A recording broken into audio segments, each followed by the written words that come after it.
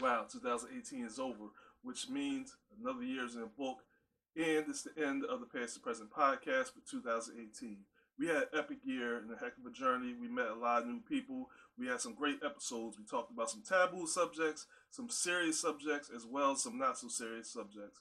We met a lot of new friends, having a bunch of new fans, or should I say, a bunch of new family. I want to say thank you to all the fans and all the supporters for all your love that you showed the show throughout the year, for all the support, the comments, the likes, the shares that you did. We couldn't have been successful without you. Now, to end the year off, what we want to do is we want to show some highlights of this year's show. We're going to go back on 2018, reflect on this year's show. So sit back and enjoy the show, and I hope you like it. And hopefully we got all your favorite clips in. If we didn't, you always can go back and check them out. Check out those previous episodes of 2018, which is still available on my YouTube channel, Alan the Great. So sit back and relax and enjoy the show.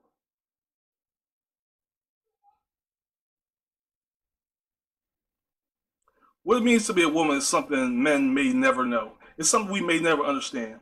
We never gonna understand why we can go to a store and we can go pick out, we know exactly what shoes we want or what shirt we want. We can run in that store in less than 5 minutes, grab the shoes, grab the shirt, and be out and be gone. But y'all go to a store, women, and you'll look at 20 different pairs of shoes only to pick out the first pair that you picked up. We'll never understand that. But there's a lot more to a woman that we'll never understand. We'll never understand the struggles that women goes through, the pains, the body changes that they go through. More importantly, we never feel some of the things that women go through, and we will never ever have to experience a lot of things women go through, like dealing with inequality, being discriminated against, and still dealing with this in the 21st century. Some things what women go through we will never understand as men. Some of the things as men we don't appreciate what women go through. We don't understand the body shaming women go through, and not from outside sources, but even within themselves. The insecurities that women deal with. We don't truly understand that. But we're going to get into that, and we're going to talk about that today, because if you read the description, then you know. Today is all about the suffrage of women. And we're going to speak about it. Today, I'm going to give a man's perspective on what women go to say, and I'm going to be really serious right now to end this thing off with, but I have to be very serious, women.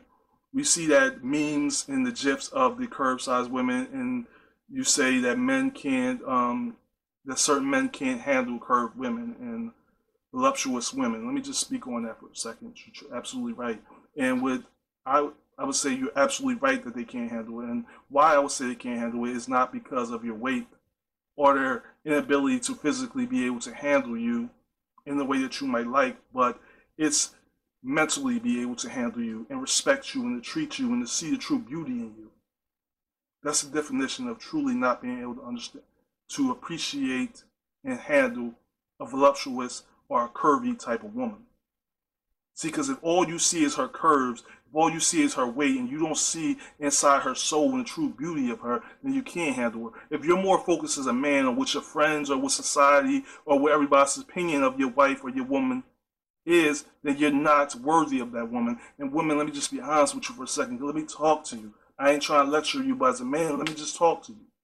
You need to stop giving them men that time. You need to stop chasing what you don't deserve and stop selling for what you shouldn't. You gotta know your worth, women. You gotta know where you come from. You gotta know your history. You gotta know your past so you understand your present and who you truly are, what you're truly worth, and that you don't deserve anything less than anything less than being a queen. Let's just be honest, because that's what you truly are. That's what you were raised to be. No matter if your mother was in your life, if she wasn't, if you was raised by your grandmother, your aunt, foster parents, wherever you were raised by, understand who you are, despite your weight, despite the way you used to look or you currently look, despite the way you used to act to how you currently act. Let me tell you, no matter who you are, you still deserve the best. Because it's a queen you are, but you gotta find that love and that appreciation in yourself before somebody else can find it in you. If you can't love yourself, it's very difficult for somebody else to love you. So looking back and going back on it, the women's suffrage movement was a huge. Oh man, I hope you enjoyed that last clip from the women's suffrage movement and all the jokes that we talked about. We won't, as men, ever understand the true mindset and the thoughts of women, as well as their struggles and some of the things they go through. As men, we do have to support our women, make our women feel beautiful, let them know that we love them, even though at at times they don't feel the same way about themselves. We got to work on building their confidence and doing better as men and supporting women. As women, you got to really know your history and support and know your history and where you came from, the strong lineage that you came from, and all the people who paved the road for you. But we're going to continue on because out of that, I talked about my wife being crazy in that first episode. Maybe you didn't see it in the highlight, maybe you did, but I talked about my wife being crazy. And speaking of my wife being crazy, I hope she is not in the studio right now. But the next episode, and it leads us to the next clip, where I invited my wife onto the show to talk about should a woman have a woman cave. And in that episode, my wife spilled the beans about something that I vehemently denied in previous episodes. So in this next clip, my wife kind of let y'all in on some little personal stuff. So it got real personal in this episode. So check out this next clip, and I'll be right back afterwards to explain. Be your true focus. But let's talk about something a little bit different, all right? Because we have another issue. First episode of the Past to Present podcast, we talked about the women's suffrage movement. One of the things we talked about was, well, at least I talked about, was the banning of Lifetime in our household. Now, I want you to talk to the listeners about that. Now, Lifetime is banned in our household, correct? No, it's not. So you're just going to sit here and just tell everybody our personal business, huh? You're just going to sit here and tell everybody and make me seem like a liar, though, right? You ain't gonna just go with it, though. Unfortunately, you're not gonna. So you're not gonna go with it. You're not gonna just sit here and tell these people that I banned Lifetime. You did not ban a Lifetime. See, man. We actually watched Lifetime. We don't get no respect. Whoa. You going too far now. Going too far. I don't watch Lifetime. Please believe me, I don't watch Lifetime. Men bashing. No, I think it killed. I think Lifetime killed more men than heart attacks, cancer, and bullets all together. I agree. Lifetime, let me tell you something. Be honest with me. How many times a man actually was seen in a good light on Lifetime? Think about it. If somebody break in a man's house on Lifetime right now, the man gonna get beat up and the wife gonna have to save the day. Every single time. If the man is cheating on a woman, trying to kill a woman, or he up there getting somebody broke in the house and the man getting his behind whooped, he laying there on the floor to get knocked over by a bottle. Then he get up when the cops. The woman that got punched, shot, stabbed, and she's still fighting. Then he just sitting there at the end of the movie, just sitting there looking all stupid on the kitchen table, drinking a bottle of water. Yo, get him to fight. That was a long go punch or something. I agree. And it's man bashing. So I don't feel like Lifetime should be. With Lifetime. So it shouldn't be shown in our house, correct? I'm still gonna watch it. She's still gonna watch it. Huh? Yes. We're banning Lifetime.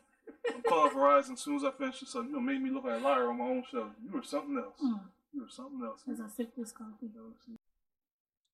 I hope y'all enjoyed that last clip. My wife, of course, aired me out, spread her personal business. As you know, on the show, I'm often telling you, giving you the intimate details of my personal life. I try to be very transparent with you, my audience, but sometimes, some things shouldn't be said. Like, if I watch Lifetime, shouldn't that be between me and my wife? You know what I mean? That should be a conversation between us. That should be our little secret. By the way, I don't watch Lifetime. I just walked in the room one time, it was on TV, I was just watching it for 5 minutes. Then 5 minutes turned to 10, 20, hour. You know what I mean? But I didn't know it was Lifetime. I didn't know until the movie went off and then the logo came on. So, in my defense, I didn't know it was Lifetime.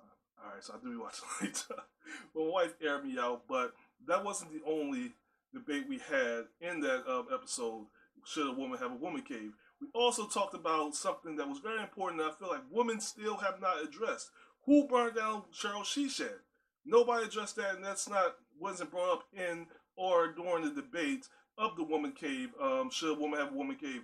But I brought that up, and after this clip, I'm going to give you guys the closing of the investigation on who burned down Cheryl She Shed. That's right, we finally know who did, and we're going to let you know, my listeners, my viewers, who truly burned down Cheryl She Shed right after this next clip. So check it out and stay tuned, because we're going to get into who really burned down Cheryl She Shed.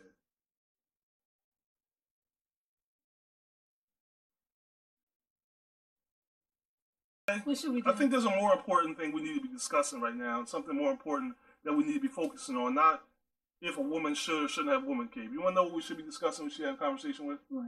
We should be trying to find out who burned down Cheryl She Shed. That's what we should be trying to find out, right? Who burned down Cheryl She Shed? Oh, he was jealous of her she shed. Because y'all already feel like we should have a she shed, a.k.a. woman cave. No, y'all should figure out who burned down Cheryl She Shed. Y'all up there focusing on whether a woman should have a woman cave or not.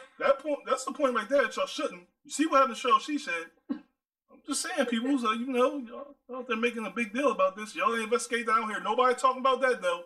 Nobody talking about that. We ain't gonna go there, though. So you trying to say she burnt down her own she shed? I think so. I think she tried to collect the insurance money so she can get. You see what she said? She gonna get she shed.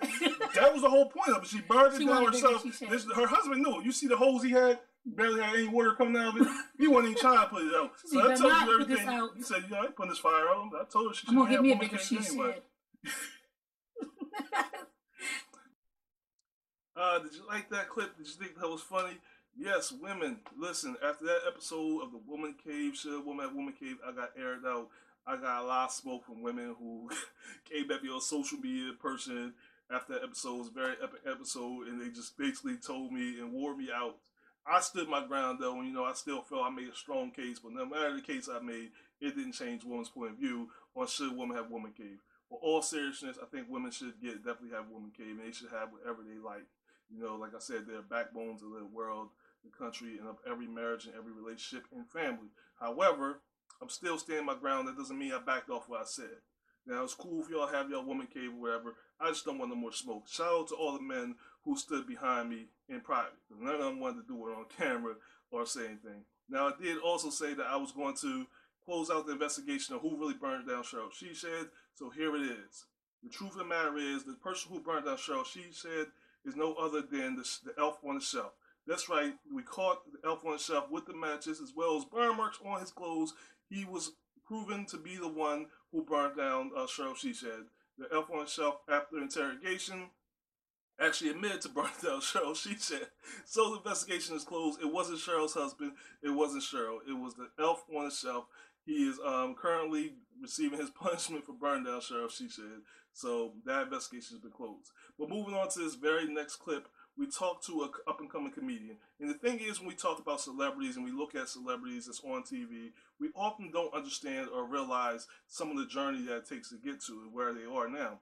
Furthermore, we don't understand how they start. How do you start doing what you want to do? Well, me personally, to get on this show and to create this show was my wife. It was from the advice of my wife. I was going to be a history teacher, and she said, why don't you just create a TV show or a podcast where you talk about history and educate and have fun?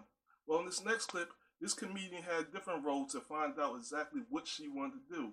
That's right, this next clip is coming from the Tiny Tia experience. The up-and-coming comedian shares how she got started on doing comedy. So check out this next clip and stay tuned. Don't dial out because we have much more to go with the Past and Present podcast as we highlight 2018. So check out this clip from the Tiny Tia experience episode.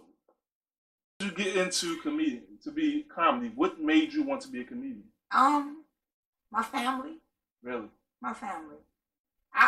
Comedy was not something that I figured I wanted to do in life. That was not my goal, my dreams, my aspects, or nothing. Like I didn't care about being funny. I just was very real. So when I came to like family events, I would say the things that nobody else wanted to say, and it would make the people laugh. So it was my family like, you should do comedy. You should do comedy. You should do comedy. But I shunned that because I always felt like my talent of being funny was more for reality TV when reality TV was released into the world. Right. So it was like, nah, I don't think I'll do a stage, but put me in front of a camera and I'll let loose, you know what I mean? So that's what it was. And then one time when I was here visiting in Delaware, I moved out of state to try to pursue a career in comedy. Right. Because after my family told me, and I was just like, I don't think I'm that funny. Right. But then I was just like, you know what? I ain't gonna make it from Delaware. Nobody never makes it from Delaware. So I have to get out of here, to see what the world has to offer. Right. And that's what I did. So I was here visiting, and I was at a barbecue, and I was just being me. And I got an opportunity to open up for a band. And I turned down the opportunity a couple times. And my family, talked me into it. They all came up and was like, we'll come support you. We'll all be there. And they were. So it made it all more comfortable. And after I touched that mic, it was like, okay. Feeling euphoria right there, right? Yes, yeah. What I loved about that clip and what I loved about Tiny Tia as a guest, she was an amazing guest. I definitely will have her back in 2019 for the Past and Present podcast as a guest. What I loved about her is how candid she was in her story and giving details of how she got into comedy. But that's not the only thing she gave us. She also gave us the struggles behind what she's going through as she tries to climb that comic ladder. Now, a lot of times we look at celebrities who are on television, on TV shows. We look at the Tiffany Haddishes, the Kevin Harts, and we say, yeah, they're doing great, and we think that they just literally just woke up one day, decided to be a comedian, an actor, a singer, a rapper, and they just catapulted straight to success. We don't often see the struggles that they had to go through. Tiffany Haddish had to go through times when she was homeless. Kevin Hart had his struggles as he went up on ladder. And Tiny Tia, the up-and-coming comedian who will be a star one day, yes, we're confessing it right here, right now, will be a star one day, had her own struggles. And she was very candid in sharing her struggles with you, our audience, and with me about the struggles she go through and the sacrifice she make as she chase her dream to become a comedian. So check out this next clip as Tiny Tia shares the intimate details of her struggle as she continued to climb the ladder of stardom. Talk about being a single mother. You have children. How does that play a factor into what you're chasing your dream? Because a lot of times when we're chasing our dreams, you know, the fact that we have children, we have responsibilities, it can, I don't want to say hinder it, but it can play a part in diverting you away from your dreams. So how does having kids and raising children as a single mother affect you in your career? It's very hard. It's very hard because I am pursuing a career in comedy. But I also am working a full-time job, you know what I mean? And also got my kids in sports. So it's not just like I'm just being a single mother out here chasing comedy as my way of life. Like, I have another full-time job that actually pays the bills. So it's very hard when I have to come home from work. And if I have a show, you know what I mean, I got about 20 minutes to a half an hour to try to make sure my children are all right before I get back on the road to go somewhere else to do a show. And then sometimes I don't get back in until late. So they're probably in bed. Sometimes my kids may go about 2-3 days with like a little bit of vision of me. You know, but when I do get time, I try to spend as much time with them. I make up for it a lot with, you know, monetary things. You know, so I just keep telling them it's for the better. We were homeless, living out of a car at one point. Not living out of a car, but we stayed in there a couple nights, and we lived from like place to place for about 2 years. So I just keep telling them that this is going to make life better. You know, we're never going to go back there. I'll make sure we'll never go back there.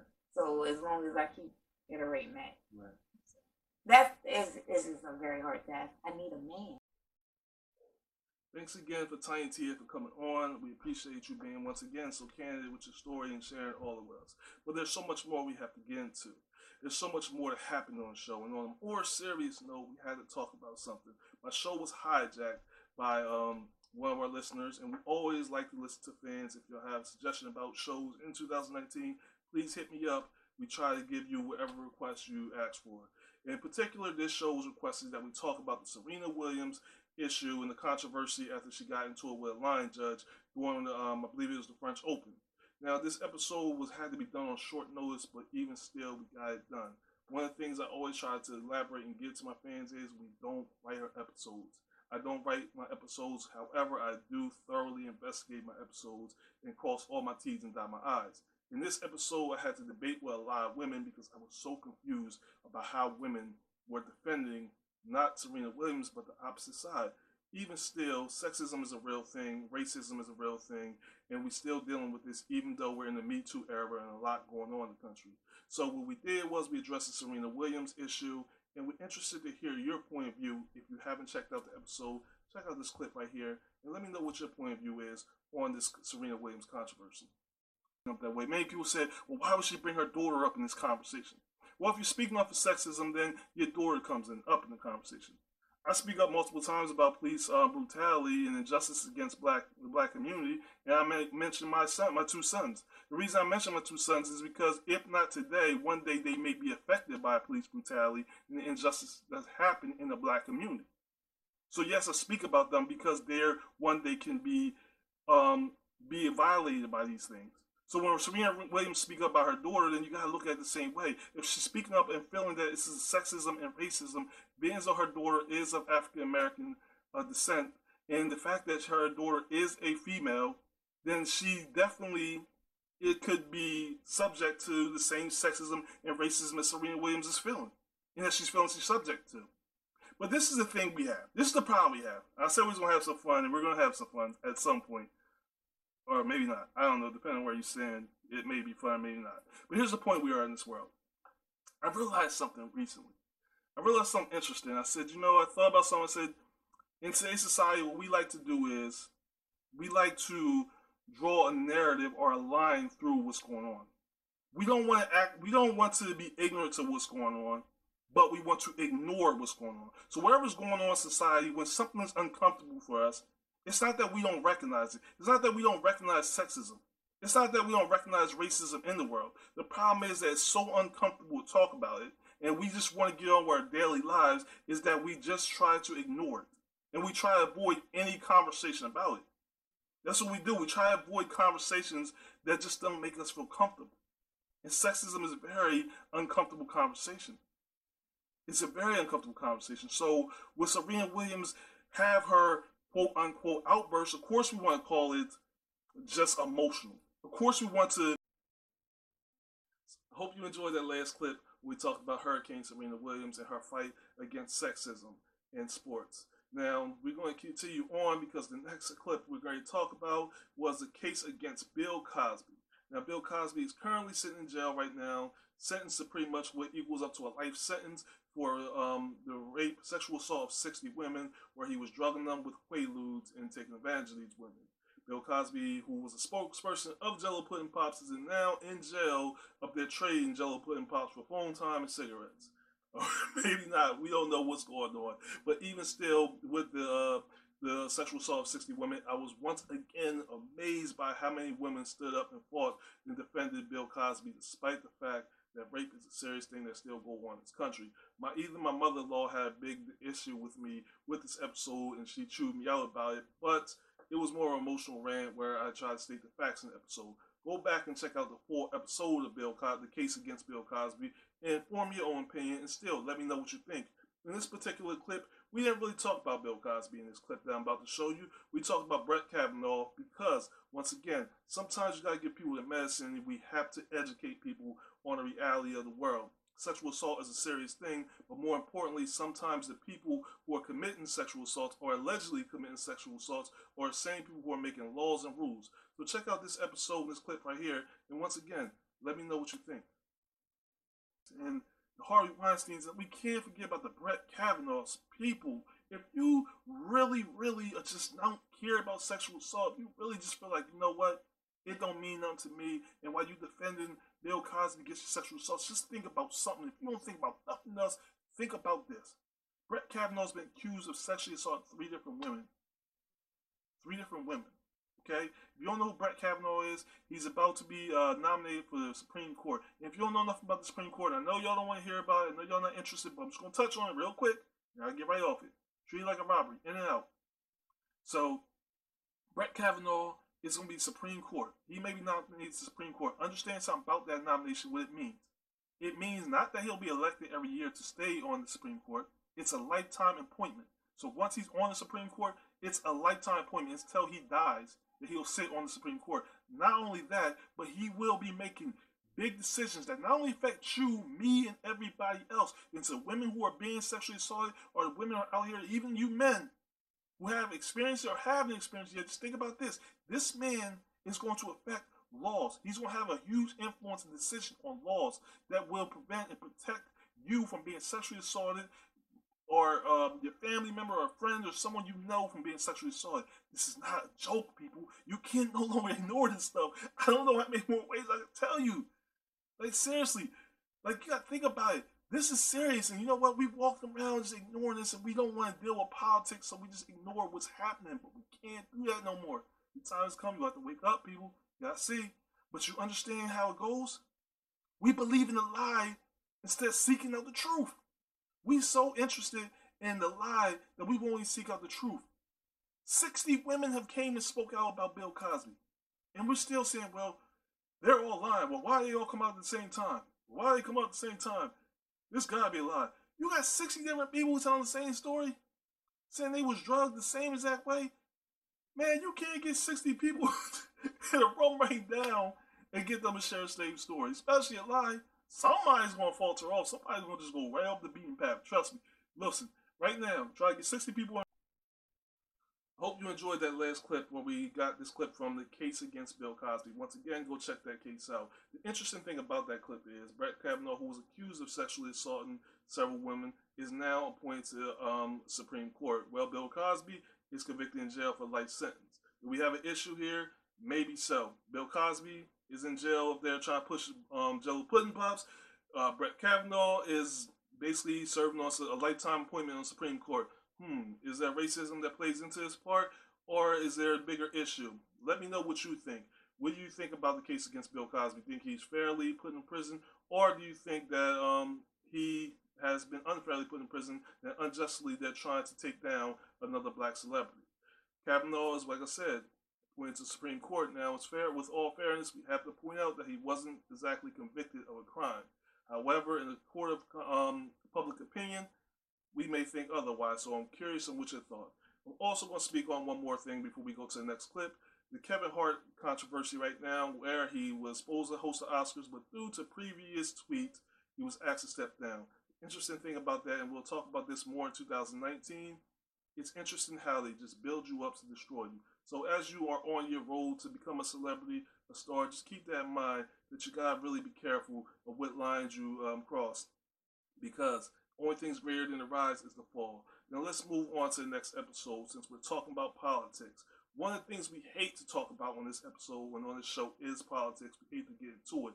However, it's very important to point out certain things and the importance of voting. We did that when we talked about why is there a controversy against voter registration? Are you being pushed to not vote?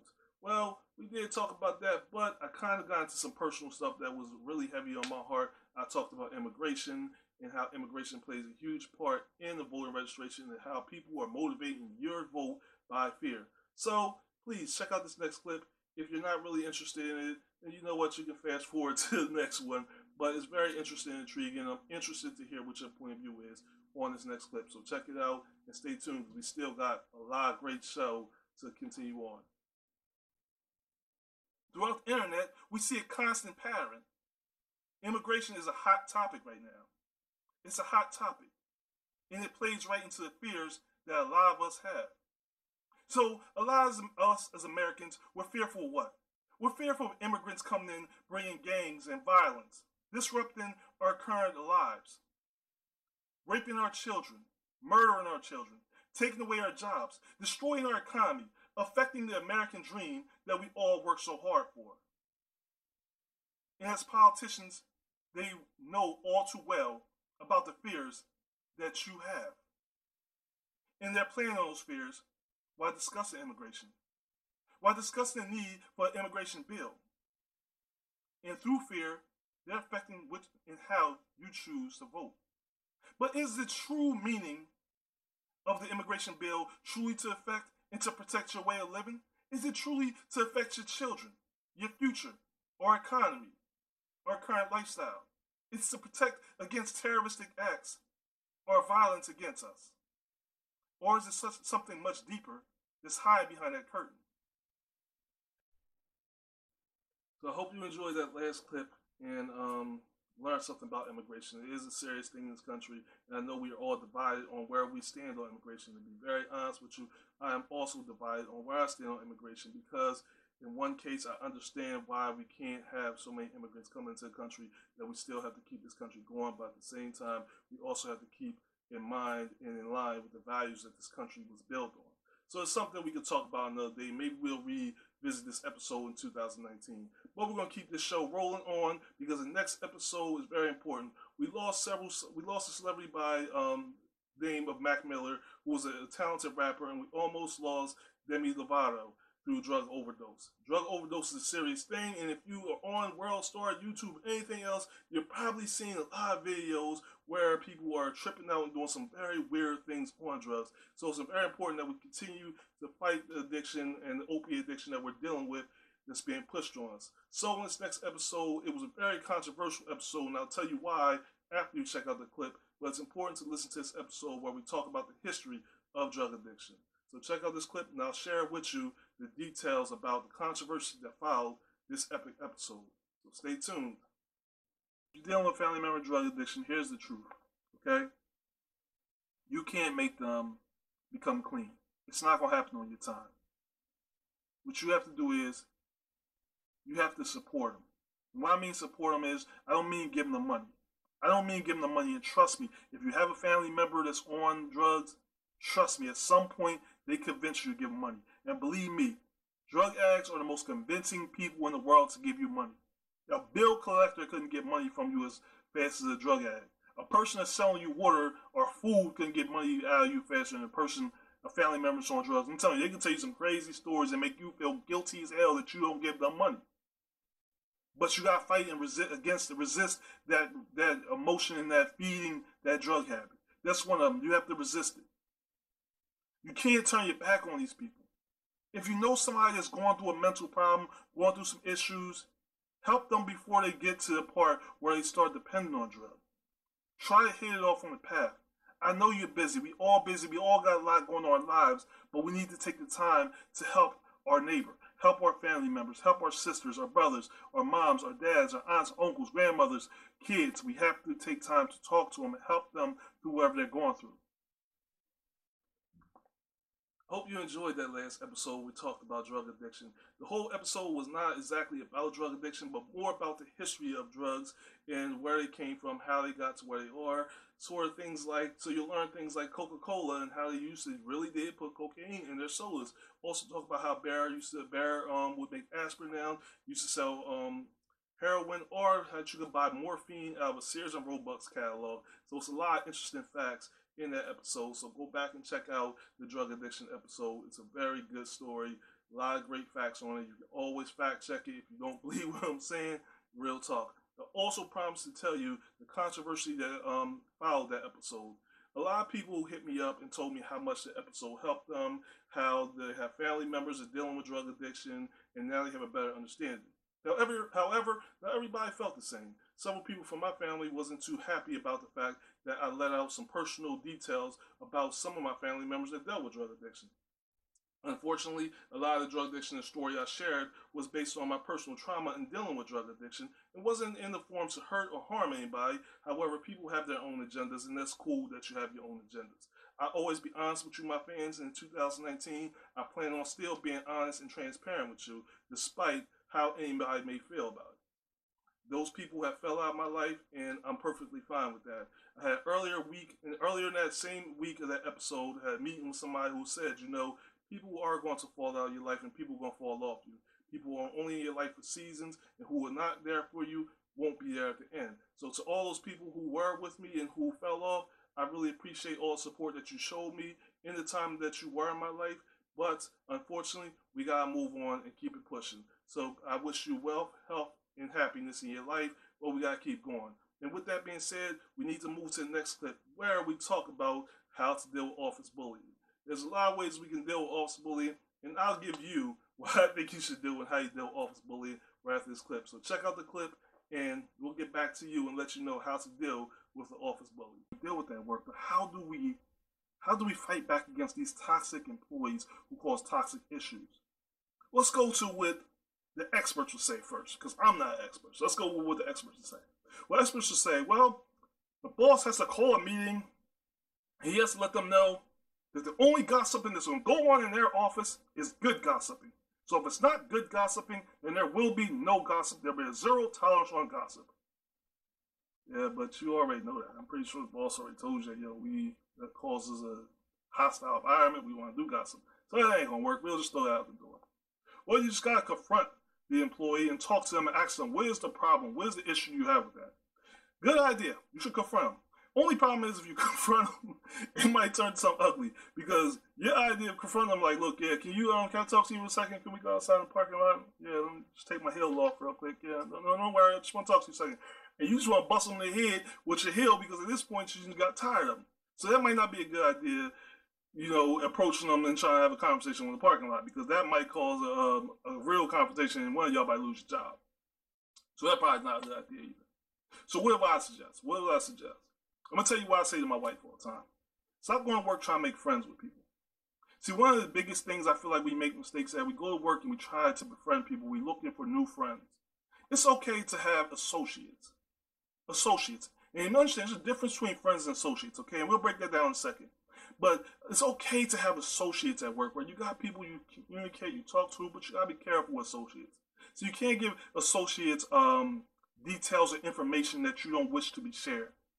Information that could be easily manipulated or that you care about if it's manipulated. So I wouldn't go to work and I want to talk about my son, you know what I'm saying, playing doorbell prank and me want to hit him with the elbow. Because, see, that might turn to child abuse charges. Or, hey, Alan was up there talking about he beating his son up and he elbowed his son and he was doing wrestling moves on him. Next thing you know, you got DHS knocking at your door because somebody didn't turn that slight little conversation into something bigger. So we got bullies at offices, at work, is something that we all have to deal with sometime at some point in our lives. We all have to deal with somebody who tries to cause issues and conflict in our lives and try to steal our happiness. However, there's one easy way to deal with office bully, because I promised you after the clip that I would tell you how to deal with it. Use the strategy that I use. One time, if you check back to one of my old episodes, I told you about my cousin being in my house, and I told him not to go outside because Jehovah's Witnesses was out there.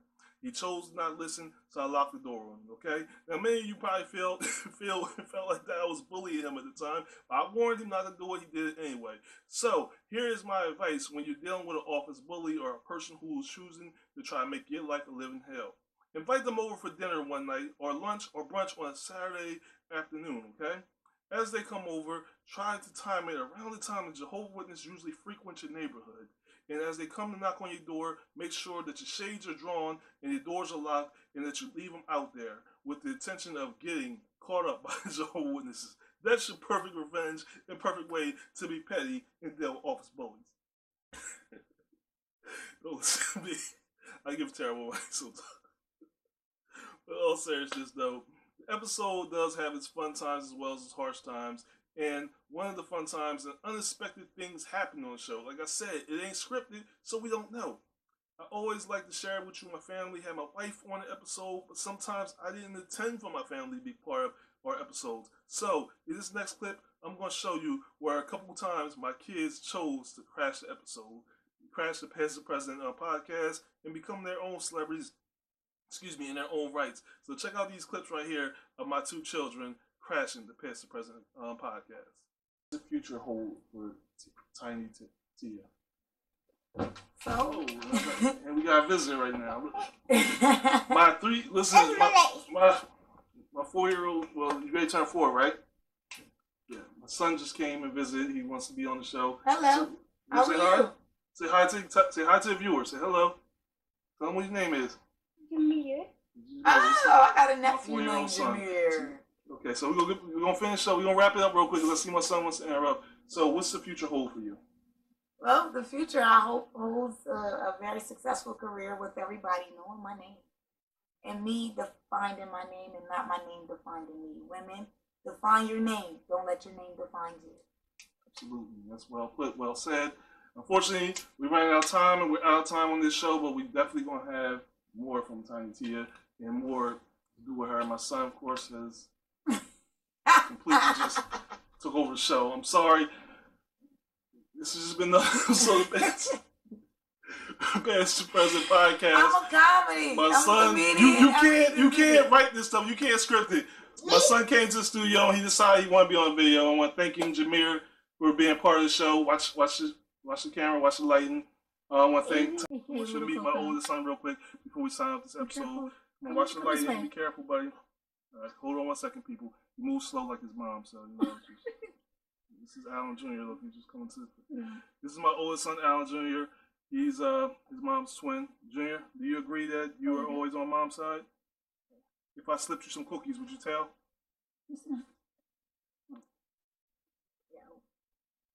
There's power in coffee. Well, hope you enjoyed the last two clips. My sons, both of them chose to actually crash it. Now, we talked about office bullies. Well, they bullied their way into the studio and onto the set and on camera so they can get their 5 minutes of fame. Both of my sons equally stormed the show. Interesting fact, during the Woman Cave show, Woman Cave episode, my oldest son was there the whole entire time. Alan Jr. was there the whole time. just kind of like sitting in the studio. At one point, you see the camera shake. The camera shook because he actually hit the camera when he was laying down. You also, if you check back on the show, you'll hear my wife say, somebody wants to say hi. It was my oldest son trying to make his way onto camera because he wants to be a star in his own right. Answer this question for me. He wants to have his own YouTube page. So to all you parents out there, I need to know, give me your opinion. Should my son have his own YouTube page? Should I allow him to or not? I don't think I should, but I'm curious of what you think on that. Also, my youngest son, Yum Yum, a.k.a. Jameer, he stormed the show where we had the Tiny Tia experience. We was towards the end of the show, and I still had several more questions to ask comedian Tiny Tia. However, my youngest son, Jameer, came and stormed the show and took it over and took all the questions that I had right out of my mind and out of my mouth. So he stole the show and stole a lot of your hearts. So I love my two children. I was thankful that I was able to share some of these great moments with you, my fans, and with them. Like I said, we had some serious moments and we had some fun moments on the show. And I'm thankful that my sons was part of these fun and unexpected moments. But when you don't script the show, when you don't plan the show out, this is the type of stuff that happens. However, we got to keep it pushing as we're towards the end. We're going towards the end of the show. On a more serious note, we had an issue and we had to discuss it. Colin Kaepernick, even in 2018, still does not have a job in the NFL, even though me and several other people believe he should. So, with that being said, I chose to speak up about the narrative that's being used against Colin Kaepernick in his protests against police brutality. So check out this next clip as I talk about and give my opinion on what's really happening with the narrative against Colin Kaepernick in the national anthem protest. Protests are going on in America. It seems like everything's unpatriotic. So you call it unpatriotic. You don't think that these NFL players and black people should be protesting the national anthem. So my question to most people is, so what do you suggest? What do you suggest they do? You know what most people say? Well, why don't you do a social media protest? Yeah. You got a lot of ideas on what to do, but you don't have an idea how to effectively change it. You don't really care when black people are sitting here dying in the streets by the hand of our police officers. You ignore that, but you're catching attention of this protest. And when you get into news media, what they do is they turn this into a narrative that focuses on that the protest is disrespecting the flag and the military. The same military who fights for us the right to have the protest. The same military that fights for us to have the right to speak freely and freedom of speech. We're talking about disrespecting the same military, correct? Because isn't that what the military stands for? Isn't that what they're fighting for? For us to have these rights? So Colin Kaepernick exercising the very rights that the military fight for is disrespectful to the military. I think the biggest form of disrespect is not fighting and not really appreciating and utilizing the rights. Excuse me, I got a fly in here. What the heck is going on? Sorry. But utilizing the rights that the military truly bestowed upon us. Maybe we shouldn't, just because we have the rights, maybe we shouldn't just use them, right? Maybe Colin Kaepernick and the players in the NFL shouldn't use these rights. Because just because you have rights don't mean you should actually use them, right? Right? So, I mean, just because we got the rights of freedom of press don't mean we should do it, right? Just because we got the rights for freedom of privacy, that don't mean we should have privacy, right? Maybe we should pull that back too, right?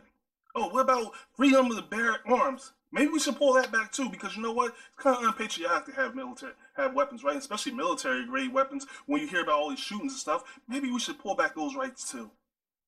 You want to hear an interesting thing when you start talking about taking away the NFL protests, when you start pulling at these little things, at these rights that we have? You know what an interesting thing about that is?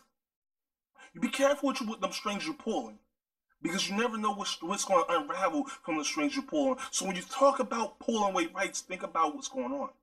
So we don't want to deal with the issue. We don't want to deal with the issue at hand is the fact that black Americans are being killed in the streets by police departments.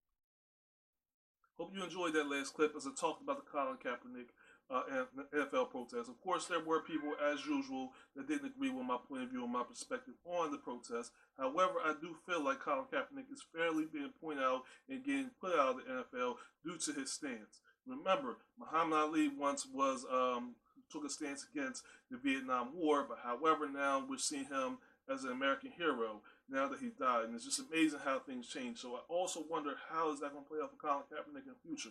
Only time will tell. But let's keep this thing pushing because I have more clips to show you.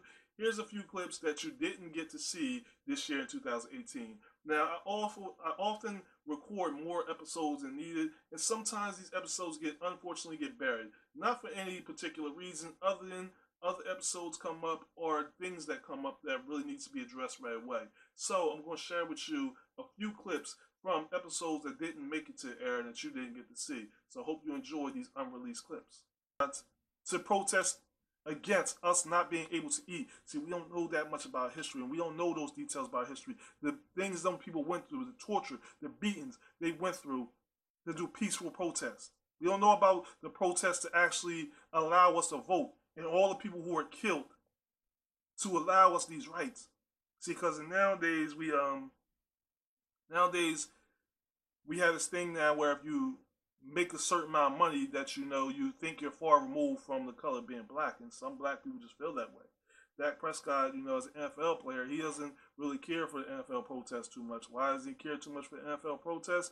It's because he feels like Sundays is made for football, and that this is not a place, football is not a place for protest, and it's not the time to protest. And that's an interesting point, though, when you say it's not time to protest during NFL games. So here's my question to you people.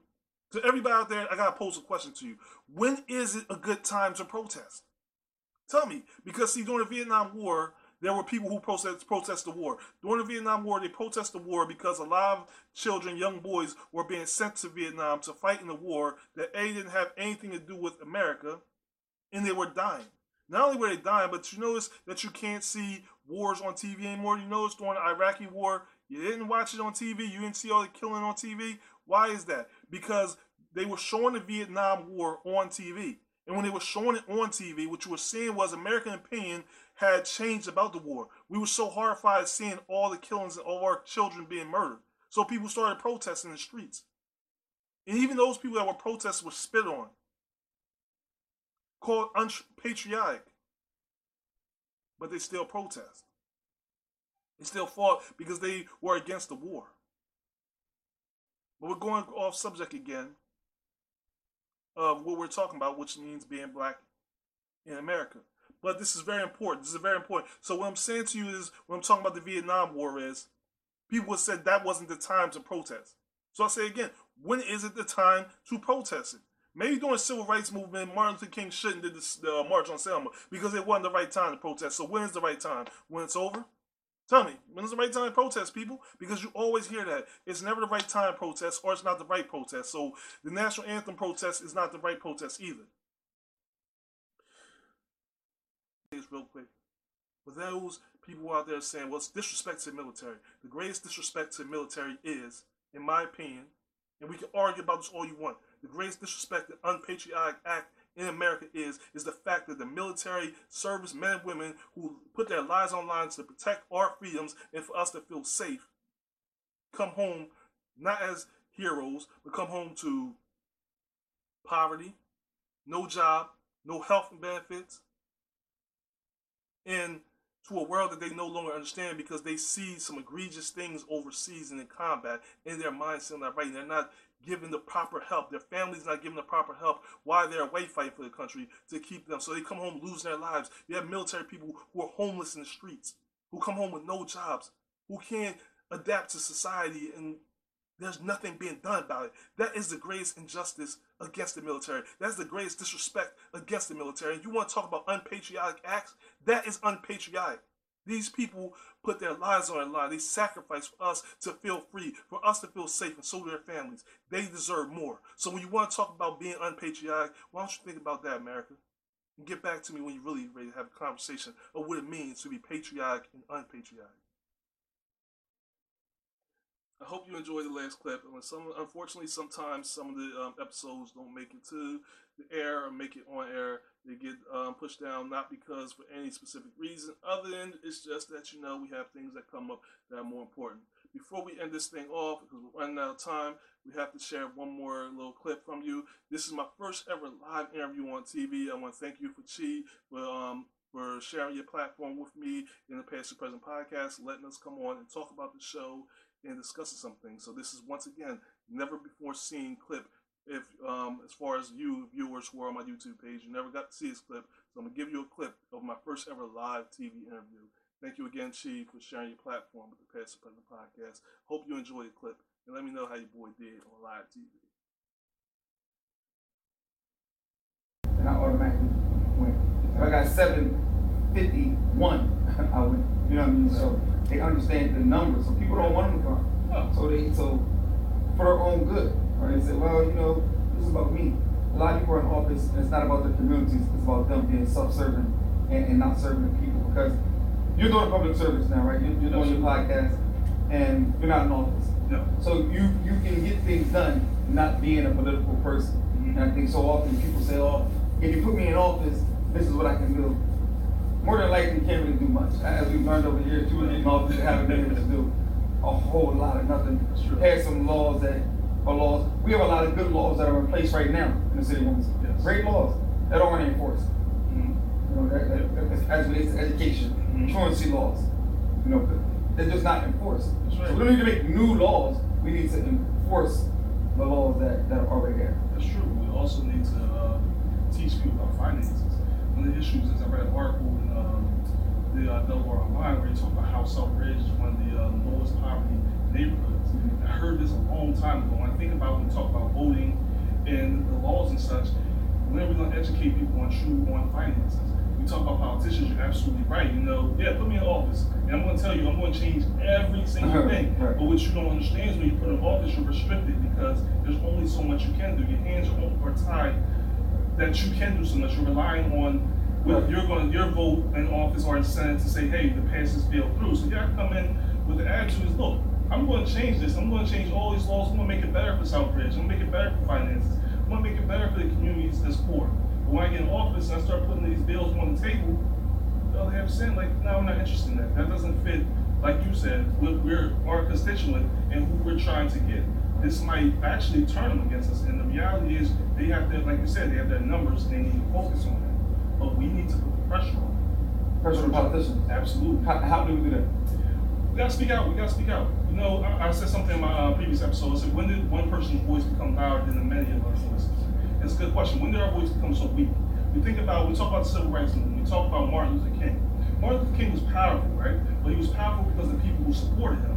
Without all those people that marched to Selma, all those people that came to Washington March, they're the people who gave him the true power and who were the true power behind him. So we are many, and we stand up for more people like Martin, and stand up for people who are trying to make change, then we truly can make change. But it has to be us stepping out in droves to really push for a change.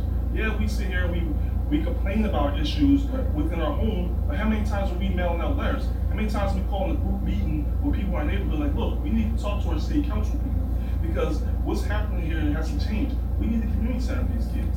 We need to make sure that we give our voice back power. My question is to society is, when did our voice become so weak? Okay. So we're going to go to break right quick.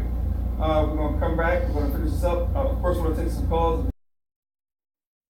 Hope y'all enjoyed that last clip. And like I said, it was your boy's first ever live TV interview. I want to thank you again, Chi, for sharing your platform with the Past and Present podcast. Allow me to share with you and your fans all of our experiences. To all you, my fans, who've been checking out and consistently supporting the show, I want to thank you from the bottom of my heart. I love you. I appreciate you. We wouldn't have made it this far without you.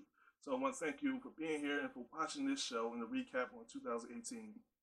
I know a lot of you are getting ready for Christmas. You're wrapping presents. You're probably over here getting ready for your New Year's Eve party, picking out your outfit, or going over your New Year's resolutions. Whatever you're doing, I hope you have a Merry Christmas and a Happy New Year. And I hope your 2018 was as good as mine was. Before we sign off, though, I have to say my special thank yous because without these people, we could not have made this far and the show wouldn't have been a success. First of all, I want to thank God. He is the guiding light, the supporter, and his mercy and his love, his unconditional love has gotten me this far, and I couldn't be on the show, couldn't be speaking to you, wouldn't have the information, wouldn't have this platform, first of all, without God. So even if you don't believe in God, I thank him for having you here, for allowing you to be here with me, and allow me to be here to share my story, my moments, my laughter, my pain, and my happiness with you. I really appreciate all that God does for me, and I pray that he continues to bless all of you, my fans and my listeners, as much as he blessed me and my family. I thank him for his mercy and for his unconditional love. Also, I want to thank my wife. Without her, this show wouldn't have been possible. Thank you for all your support and love. I know we call you crazy sometimes, and thank you for being on the show, but I'm crazy about you. You are an amazing woman. You are a very talented woman, and I wouldn't be the man I am without you. So I want to thank you for just being you and for everything you do. Thank you for my parents, for all the support and love they show, all my family, and all my friends, for all the supporters of my fans. I also want to send a special thank you to the guy who's behind the scenes, who never gets his light, the unsung hero of the Past to Present podcast, my homie Tommy. He does a lot of work on the technical end to keep this podcast going, to make sure that we're able to get these shows out every week. I want to say thank you, Tommy, on live on camera, because without you and your support over the years, we wouldn't have made this far. You're an amazing person, and you know I always got you and always going to take care of you as well as you take care of us in the show. So thank you for all that you do. You're an incredible person, and we really appreciate you. I hope you enjoyed this show. I hope you enjoyed the 2018 recap. If we missed any highlights, you always can go back to old episodes on my page, Alan the Great, on YouTube. Also, hit me up on Facebook, Past Present on Facebook, Instagram, Alan the Great. You can hit me up, Past True Present Podcast at gmail.com. Let me know what you think. Talk to me, share with me. Also, make sure you subscribe to my channel. We love you, and we hope 2018 was just as great as 2019 or even better. All right? So thank you again for being here with us. Thank you for enjoying the show. I hope you enjoyed the show. And until 2019 comes, Merry Christmas, Happy New Year, and stay tuned. Peace.